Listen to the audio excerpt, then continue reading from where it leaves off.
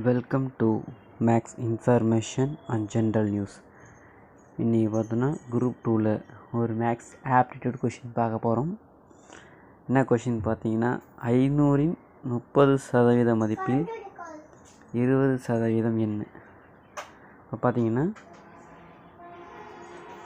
இது 500, அதாவது 500 இன் அப்படின்னு சொன்னோன்னா 30/100